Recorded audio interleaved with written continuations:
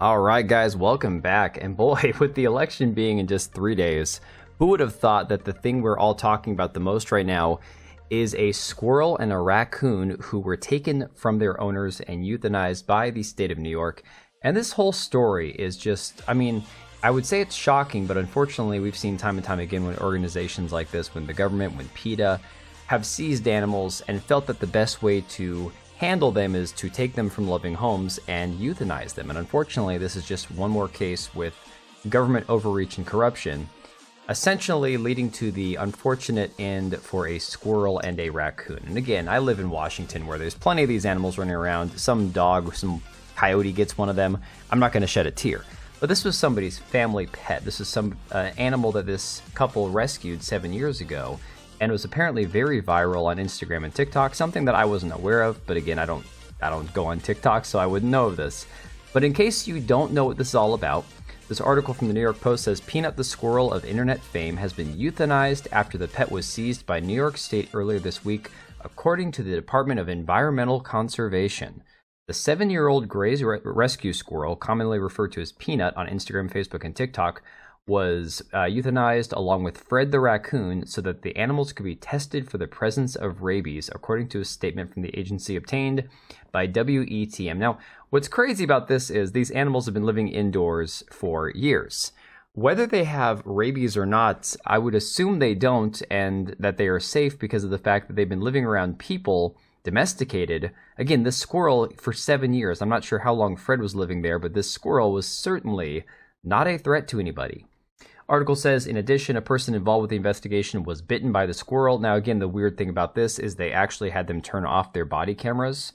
The officers opted not to turn on their body cameras. So there's a lot of information about this or misinformation where we can't confirm apparently that the officers or anybody was actually bitten by the squirrel. Not to mention, you'll hear from the owner of the squirrel himself about how the officers treated him and his wife during this entire fiasco. So, and actually, I'm going to play the audio right here, and this is from TMZ. Hopefully this doesn't get flagged or copyrighted here on YouTube. I don't know how TMZ handles this kind of stuff, but we're going to play it for you right now. We just learned that they have euthanized Peanut. And the raccoon as well. And the raccoon as well. I am so sorry. This must be really difficult for you.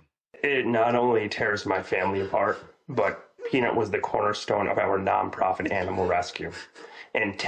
Oh, that's right, because this couple actually recently started a animal rescue for animals like the ones that they had in their house. 12 DEC officers raided my house as if I was a drug dealer. I was sat outside my house for 5 hours.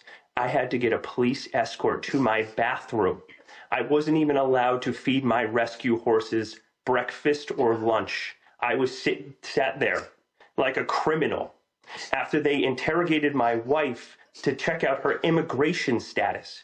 Which I find painfully ironic given the current state of the amount of illegal immigrants in this country due to the current administration in states like New York that have allowed them to just infiltrate their way into our states and our country, that they would go after this man's wife for her immigration status. Then proceeded to ask me if I had cameras in my house. Then proceeded to go through every cabinet, nook, and cranny of my house for a squirrel and a raccoon.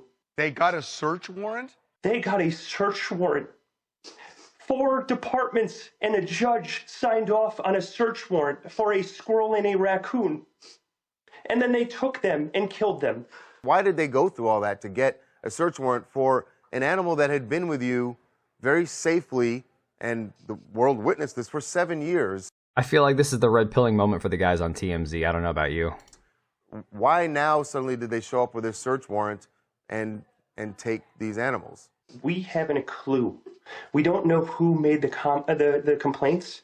Again, Peanut was an indoor squirrel, not harming anybody. He's been with us for 7 years. Not a single complaint was ever filed for this animal. We had him for 7.5 years. He became the world's most famous squirrel. We weren't hiding him by any means. He was all over TikTok. He became the first squirrel on TikTok to ever hit 1 million followers. He did every news station around the world. He's helped people. He's helped kids gather joy. And then we started a nonprofit animal rescue called Peanut's Freedom Farm to help animals like Peanut fight a good fight when they're in a neglected case or they're sitting in a slaughter auction. And he was the cornerstone of our life and our organization. We used his platform to help raise money for the 300 animals we have at our sanctuary. And again, these are people who are actually doing real conservation. And of course, because it doesn't align with the government of New York, they had to be dealt with, essentially. Now, again, he mentions that he doesn't know who called or whatnot. We do know now, and I'm not going to put the person's picture on the video because of the fact that I'm not going to give this person more attention than they deserve. Essentially, it was somebody who lives out of state who called the officials in New York to report this and get them to actually get the warrant to seize these animals. I guess she was like a up-and-coming influencer, somebody in photography or the makeup industry or some crap like that. I don't know. But again, her information's out there. I am not going to put it out there, but this person is absolute scum for doing this. Now, what's crazy is we've also seen that the New York State Department Environmental Conservation's commissioner has locked down his account. Apparently, he makes $220,000 a year. And of course, you can see that's him right here, interim commissioner Sean Mahar. And there's a lot of these people in this conservation industry, essentially, this department from the government, that are essentially paid to go after people like this couple and their squirrel. Savvy says, if you want to know who's taking tax dollars to kill your pet squirrels and raccoons, this is who. They're very proud of their DEI team, and their favorite pastime is ruining the joy of others as they murder innocent animals.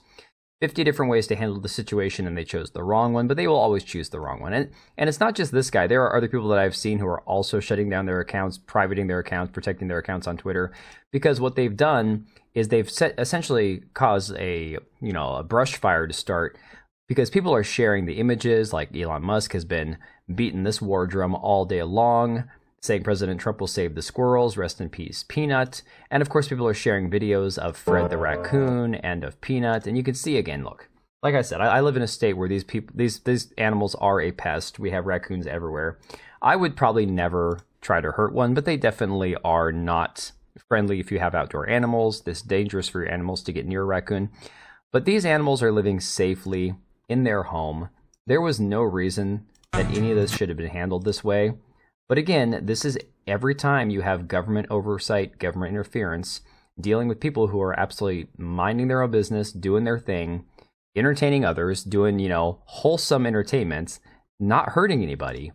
And it has caused essentially this media firestorm, this complete outcry on Twitter to do away with all this government oversight. Now, of course, we've seen these fake statements coming out from Trump and Vance. I personally think it would be brilliant if Donald Trump, and all of the other memery that he's been getting into, would actually make a statement on it. But there was this statement put out, and apparently it was a false statement. You can see from the community notes down here. So if you're seeing a statement from the Trump camp, much like this AI video... It has come to my attention that the corrupt state of New York, using the Department of Environmental Conservation... Not a real video. So don't fall for it, guys. These are not actual statements that have been put out by Trump or his campaign, but it hasn't stopped the memes. And of course, you'll see Dread Roberts here saying Trump just flipped nature red, with a squirrel here with a Make America Great Again hat on.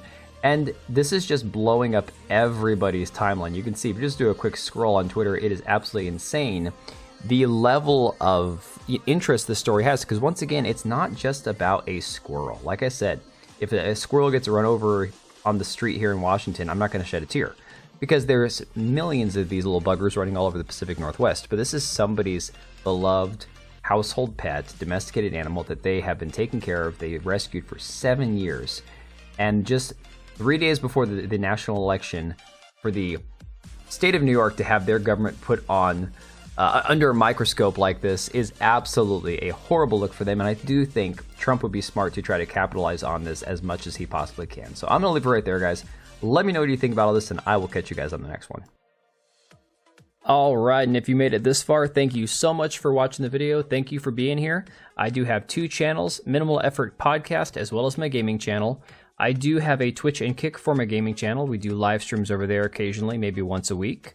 And then if you are in the market for a new PC, make sure to check out Meta PCs. Click the link I have down below. Use code TBO at checkout for a special discount. Thanks again for watching, and I'll see you next time.